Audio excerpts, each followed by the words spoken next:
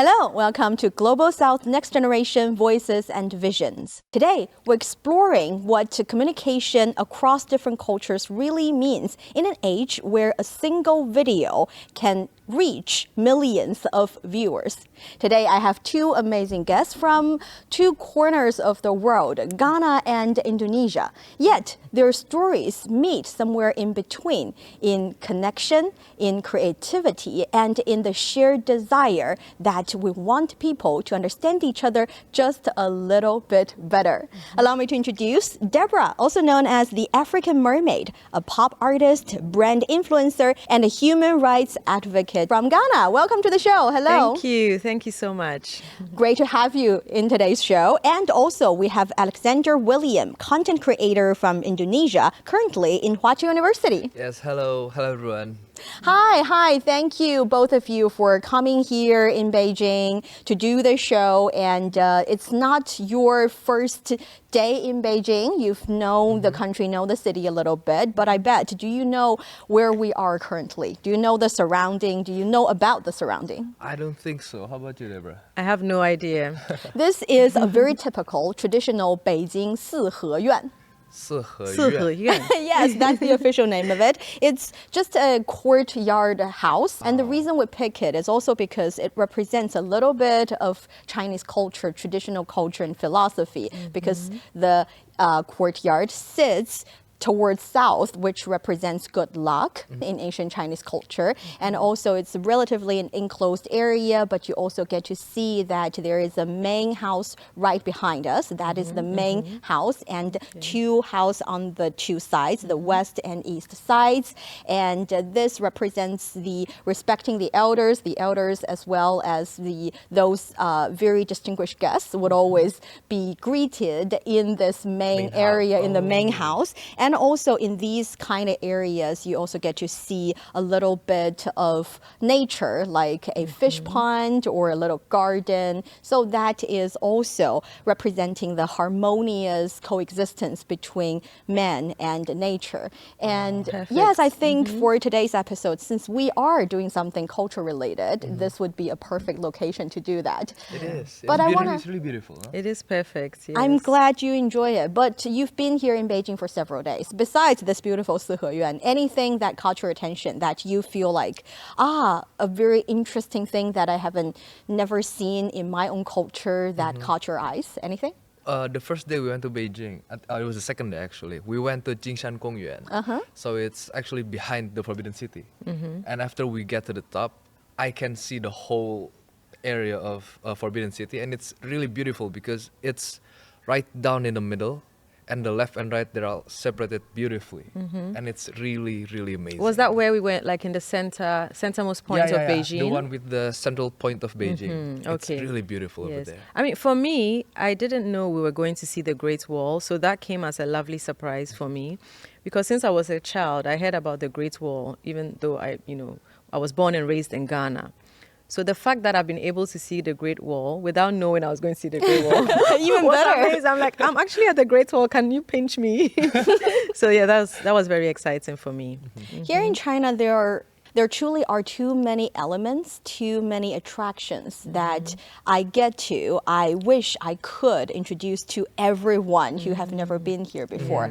For example, Deborah, you are known as the African Mermaid. You are a pop artist. You are a brand influencer. Also, you advocate for human rights. Yes. I would assume not all of the human rights, certain human rights that you're more passionate about. So I think essentially my questions have two parts. One is, how would you introduce yourself mainly to those who yet to know you, and what are the main content that you focus on? Okay, so as a pop artist, I use my music to talk about things that I'm passionate about, like the environment, human rights, and also when I talk about the environment, I don't only talk about advocating against plastic pollution, I also talk about advocating against fast fashion and basically sustainability. And I do love fashion as a whole. So you would see that in like my music videos and stuff. And I love animals. So I love nature. I love animal life. And I talk about this, on my social media. And as I said, through my music videos. Yes. Yeah. How about you, Alexander? I know you were in China for more than 5 years. Yes. And you mentioned earlier that your content creating is focused on the life, especially exchange students are enjoying here in Yes, China. yes. So exactly what are some stories that you make? For example, are you the only main character in your videos? Oh, or no, I'm not. Go So ahead. I'm an Indonesian student, but I came from a Chinese background. So I think it was my Waigong, so it's my mother's father Yes. came from Fuzhou. So I do have like this Chinese descendant background, so I don't really look like an Indonesian. But I never learned Chinese since I was small. So I learned Chinese in 2019, the first time I came to China. And the first thing that I learned is there's so much similarities between Chinese culture and Indonesian culture, but also very, very different. And that's the thing that's still tickling me right until now. So I want to make videos that I want to let the world know that even though we are different, but we're also very similar. We can live in peace. Is what I'm trying to reach here. How do you which video represents you the most? I think I'll pick the more recent videos. I just went to Xi'an. I took a video about the Terracotta Army, Of the course. Pingmayong. It's very amazing, really grand. And the thing that I highlight in my videos is the way that the local peoples and even the museum, they used high technology such as AI, AR, and even 3D. So that's to make us understand more about the Terracotta Army. And the main thing that I talked about in the video is whether culture and also whether history is important for human development, like for human civilization. And it's really important. It is really important. There's a lot of people from Indonesia that made comments on the video and stuff. Oh, nice. Did they? What is the most asked question? There's two things. Is the Terracotta Army really, really big? And also whether that, whether AI is really important for this kind of stuff. Because as we know, there are a lot of things that they can replicate in AI. And many of them are afraid whether the AI can take over humanity or some sort.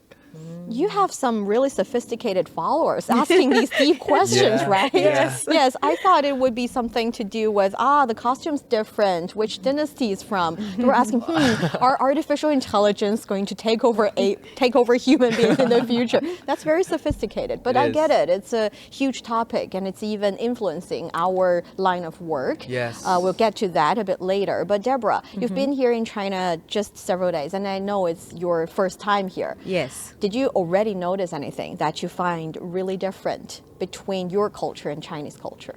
Or in general, Chinese people's way of living, lifestyle, society? Yes. So, because we're trying to bridge the gap between China and other countries, and we're trying to, let people know the truth that China is actually very welcoming for business, welcoming for tourism. And trust me, I haven't been paid to say this. Welcoming for collaborations. I like to focus more on the similarities, but I also like to say what I've observed. I don't know if it's just the places I've been to, but so far from Beijing to driving here and for spending a couple of days in Beijing, I'm like, wow, everything is orderly. Everything is so clean. The streets are so clean. Nobody is fighting. Nobody is throwing out insults out of the cars. No one is honking unnecessarily. You live here, so it might be normal to you, but for me, I'm like, wow, the system is working. Everything is so organized. People are very respectful. And to talk about similarities, in Ghana, people are also very respectful, very welcoming to foreigners. Like, we love meeting new people. We are very warm. And we speak with very similar intonations and gestures. And what else? We love rice as well. Lots of rice, yes.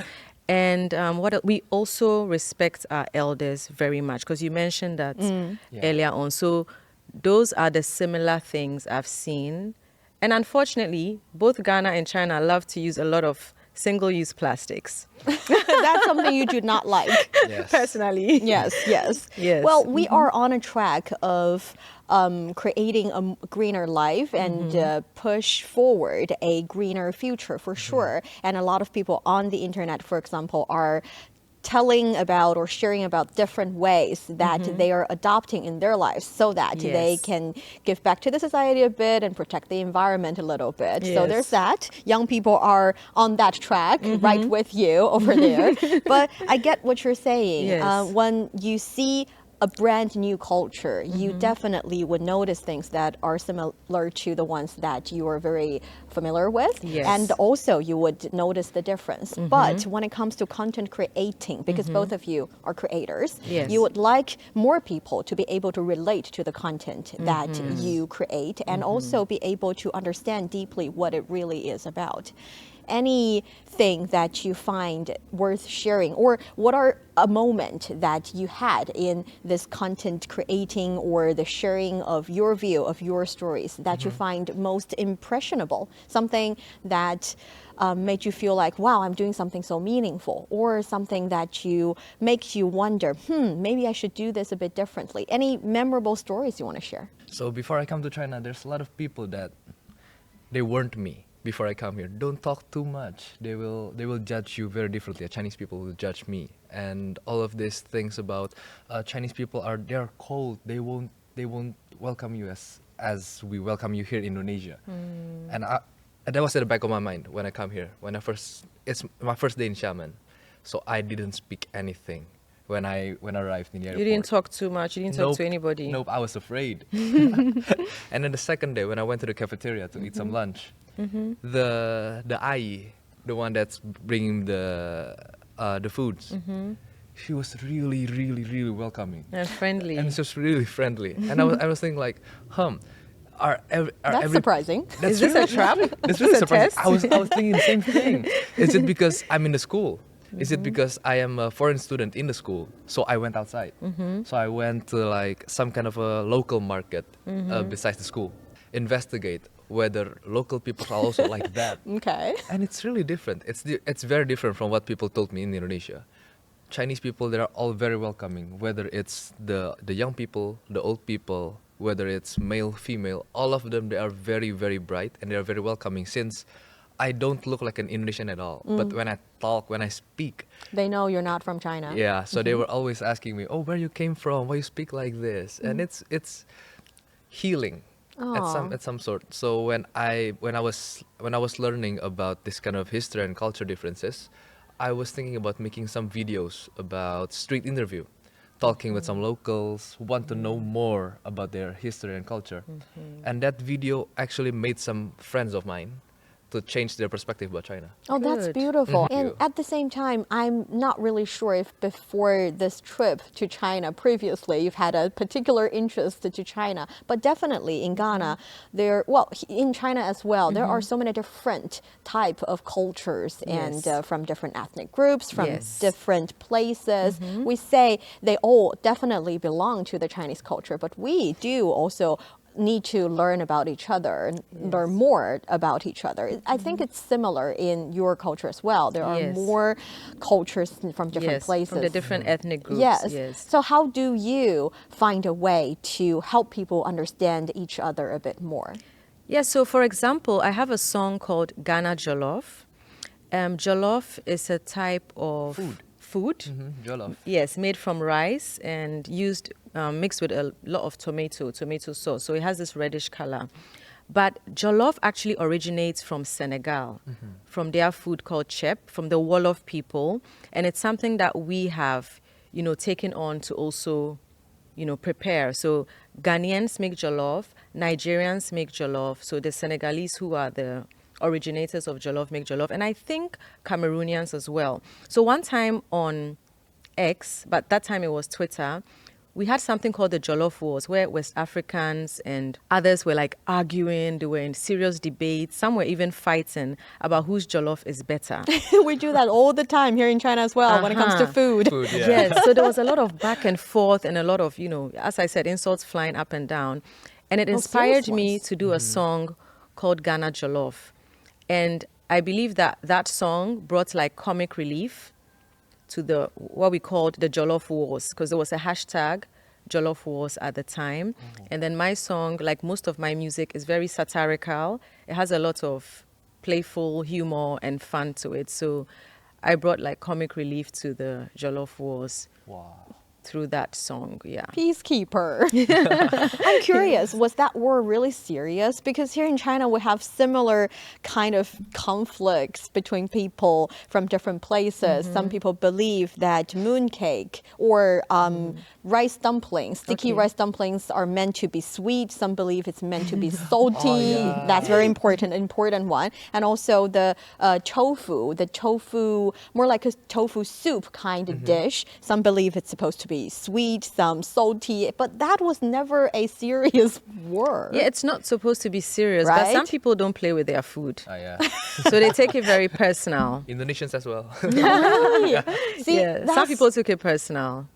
That's Yes. very interesting. Yes. And that's what I was thinking about. Because previously, for our parents' generation, for example, I'm pretty sure they are serious about the choice of flavor about their food as Yeah. well. It's just they lack the platform to share their views Yes. that vastly. They cannot Yes. argue with someone living thousands of miles away Yes. about the choice of the flavor. But now we get to do that. Yes. So do you think it's a bliss, or do you think it's kind of a curse that people can share their views willy-nilly, whatever they want, whenever they want on the internet? Well, for some people, they would say it's like a curse. Some people say, oh, social media is bad, blah, blah, blah. But I feel like you should use social media how you want to use it and in a positive way. I always advise, if you see something that you don't like or you feel is negative, just scroll past. Don't dwell on it. How about you, Alexander? Pro or con? Well, yes or no for the internet?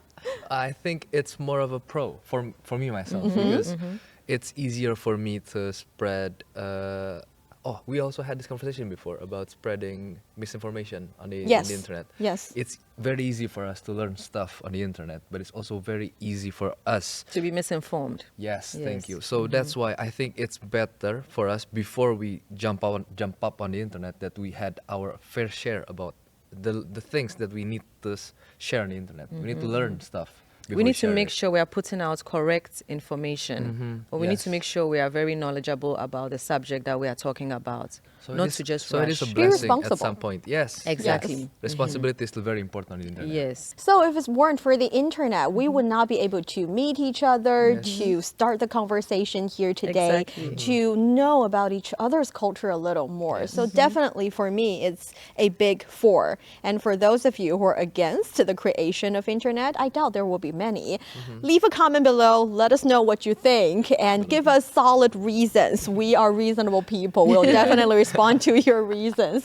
But on top of that, I also think real life connection is the most important. We is. thank the internet when we cannot meet each other in person, when we cannot communicate face to face. But somehow in real life, the impact can definitely be much deeper. Have you ever done something that transformed your online content or for example, online campaign, something on the internet to real life, to make real life changes? Yes, I think I have. I released a song in 2018 called Kakalika Love, which translates to cockroach love. That means like a hidden, forbidden love. Oh, Ooh, yeah.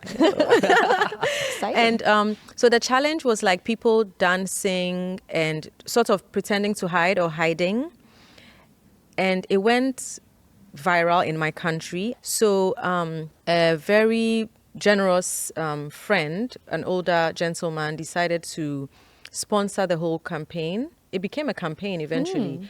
And he donated or sponsored 1,000 Ghana cedis every week for several weeks. Like, let's say he planned to do it for like 3 weeks, but it was going more and more viral. So we ended up sponsoring 7. for 7 weeks, exactly. So at the end of each week, I will select the best entries for the week, and I would actually meet the fans. So they would meet me in person over lunch. It was mostly over lunch. We take pictures, we do videos together, and I will hand them the cash and send the footage to the sponsor. So we did that for 7 weeks, and the fans would thank me. They're like, oh my God, I needed this money so badly. Sometimes they were a group of friends, and they had like some bills to pay or some debts to cover. So it was in a small way, it was impactful. And for the official music video, for some of the fans who wanted, a bit of exposure or fame, I opened the video casting to anybody who wanted to join. So if you watch that video, Kakalika Love by Sister Deborah, all the young people you see they are all fans of the song, fans of the virality of the video or the campaign, and fans of the brand. Yes. Through these kind of campaigns, I can definitely see you helping people. But at the same time, when people have a shared hobby, a shared passion for something, they form a community. They Yes. started to help each other. They started Yes. to communicate with each other. We say cross-cultural communication is important. Sometimes every single person holds a little bit of who they are, their knowledge, their identity, and the communication between two persons can sometimes make the biggest change you can ever think of. And that is, in my opinion, also quite important. And that is why in a lot of different countries, especially here in China, we have a lot of different types of cultural activities and the people-to-people exchanges kind of activities and events sponsored by the government. And this year, 2025, is a big year. It's the 65th anniversary of the funding of the diplomatic relationship of China and Ghana. Yes. And it is the 75th anniversary of the funding of the diplomatic relationship, or the formal establishment of the diplomatic relationship between China and Indonesia, which is why there are many different events. I know that a Fujian dancing and singing group, performance group, went to Ghana to perform and gathered more than 6,000 viewers, and they enjoy the Chinese style singing and dancing. They get to know at least this side of the Chinese culture. And as for Indonesia, if I remembered it right, it was a calligraphy and painting tour. And all these kind of Nice. activities are quite unique to the viewers. We do not know how effective or how important it is to put the two countries' relationship into a brand new stage. We do not know about that, but we know it matters to those who attend The these event. activities Yes. to Exactly. enjoy the beautiful performance and arts. So somehow I find the support from government is also important. It Do is.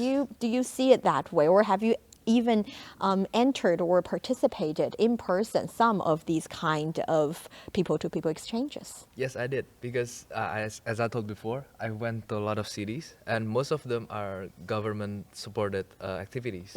So as of last year, as of 2024, I've already went to 60 cities Wow. all around China. Wow, Yeah, 60. 60. So I started from Fujian. I'm currently living in Xiamen. I went to Zhangzhou, Quanzhou, Fuzhou, and then more to the south, maybe to Guangzhou, Guangxi, and then I went to Yunnan. Impressive. And even the most remote places, for example, in Inner Mongolia or even in Xinjiang, I already went there. I've seen the culture. I made videos. So Wow. yes, all the things about community supporting each other. I've even I've made some friends that also have the same goal as me, to make videos Yeah. about the culture here in China and sharing the stories to people all around the world. So it's really fun, and I think it is really important for the government to also support this kind of events, campaigns. Wow, look at this. Some events changing you, and through your videos, it also Change other changes, people. yes, Yes. millions of other peoples on the internet. So you are doing a lot of content, also cross-culture content. How do you make sure that your content in somehow your language and sometimes with your cultural background, how do you make sure it's relatable to people from other cultures as well? Yeah, so first of all, I make sure it's the right information, like it's not an untruth. Most of my music is in English, which I think is a universal language, or it is, right? And I project Ghana through my style, my fashion sense, the way I sing, my accent Even the way in you my dress right music, now? the way I've even dressed right now. This is traditional from Ghana, and this is actually from my ethnic group, which is called Akan. And under Akan, we have the Fanti speaking and the Tree. I'm from the Tree side, and so I'm an Asante. And we have this fabric, it's called Kente. It's woven, It's beautiful. hand It's really woven. beautiful. Yes, thank you so much. And that's special and unique to Ghana. And so Like in my music videos, I, project the culture, as I said, the language. I also mix English with Ghana Pidgin, which is broken English, which I taught Alex a few phrases yesterday or 2 days ago. And I also mix it a bit with my Ghanaian language, which is Twi. I put a bit of Twi in it as well. And yes, I just try to make sure that it's positive. It's fun, it's motivational, it's inspiring, and it's positive. You know what can get you some Chinese followers, some more Chinese Tell followers? me. Learn some Chinese. And you can do Definitely. it Yeah. very, very easily. Even in Ghana, I think there are 3 Confucius Institutes in Ghana and 3 universities. I've been to one. Right? Yes. You can learn the language. And that's what I'm talking about. I think we do not lack the resources, no matter if it's the national government, the local government, universities, and different NGOs. People are trying really hard to make sure that we would have the opportunity to know each other a bit more, as long as we have the willingness. So the resources, the access, they're there. Yeah. And that is something I am happy about this day and age. At the same time, we are from 3 different countries, but Yes. we all belong to the global south area, and the world, or at least the media, has long been relatively more dominated by the Western voices. And how do you think, or do you think it's important for us to find our place, to talk about or tell our stories and use our languages? It is. I think it is important because I am from Indonesia. We have very rich culture and history. So I think it is really important for us Indonesians to have our own voices, to speak in our own language, and also to be recognized from all part of the world. So it is very important to have this kind of cultural communication. What are some good ways to do that then? Do you think we have enough condition or enough let's say support to do that already? As long as we have the willingness, we have enough content, we have the technology and platform already. Yes, I mean, the technology is there, sort of. I mean, the internet is there. So I feel like for each content creator from each country, it's good to boost the confidence of even other people by speaking in your own language. And being proud of your culture. It will make people from other countries, other content creators, be confident, in their own skin, speak their own language, not be shy to show their local foods, their way of life and things like that. I think it boosts confidence in people, and it prevents people from always trying to copy the West and to be, We kind of touched upon it, and we promised we'll talk about it. That is the role of technology, to be more precise, the role of generative AI in our line of work. Yeah. Because we use it, I have to admit, I use it all the time, at least every day nowadays. And we use it to help us polish the content, put in subtitles, and even sometimes generate some pictures, so that we can show our viewers what we really meant without being able to be a great painter. I'm not a good painter, so I ask AI to help me to show people what I really thought. But here in China, we also are very cautious about it. Back in 2023, we already have a guideline telling people how to use generative AI smartly. And for example, you have to label your content, and you make sure in certain areas, if you're using it, for example, if you are making an avatar of yourself, it's fine. But if you're doing it to others, you have to have their consent. And also, we know it is so easy to misuse AI as well. Yeah. That is why at least China is being very strict when it comes to labeling your content, when it comes to making sure that you're using it at the right place. So Yes. personally, for you, and of course from your culture, from your country, what do you think is the most important thing when it comes to the using of AI in at least our work? Well, for me, I'll start with what I do not like about AI. Like, I don't know, it's not AI, it's the people, how people use it, as we AI, said. yes. So I don't like it being used to create false situations. I don't like that at all. Like, when I see it, I have to scroll past. Like, it irritates me. However, I do appreciate AI in like subtitle generation because it makes my work faster and easier. But because of, the way I sing in my music, as I said, I incorporate a lot of different languages like broken English, English, maybe Chui, sometimes even Romanian, because I speak Romanian as well. I still have to do a lot of work, but And I the don't mind. subtitles. Like, yeah, still edit the subtitles, and I don't mind. I have a background in publishing, so I love to do copy editing Oh, really? and proofreading, so I don't really mind. But also with technology, it helps me. For instance, I want to shoot content. I don't have the time to maybe do makeup. Mostly that's the reason. I just use, the filters. I love to use like Snapchat filters, and I feel like that's, technology as well, and it helps me not lose an opportunity or a chance to create the content and put it out there. So that would be like a benefit of, technology or, AI for me. Yeah, I think in my Yes. opinion, AI is only a tool. So for example, AI is a stone. In the hand of an architect, I think AI can be something, the stone can be something beautiful. But a stone, a rock in the hand of a baseball player, they will just throw it far, far away. So it depends. Or in the hand of a madman, that would be Yeah, dangerous. it will be very dangerous. So So it AI depends. is only a tool, and it's Yes. really important on how we use it, on how we Yeah. apply it on our daily life, on Yes. our art, on our work. So it's really depends on the human by It's itself. just like the internet, it's another tool Exactly. that we're using. Yes. And at the end of the day, we want to use it to better foster the communication between different cultures. Yes. Yes. And we already mentioned that we believe it's important for people from all around the world, especially the global south, to make their voice heard. Yes. So, any suggestions to especially the young content creators or those who have just thinking about, I have a good story I want to share, but I don't know if there are people out there who would want to listen to the story, who are interested in my culture, my community. Any advice to them? How'd you get started? Be brave. Just do it. Yes, just do it, as Just he do it. says. There's definitely someone out there like you. That's why we even have the word niche. There's always a niche. Yes. There's definitely someone out there like you who can relate.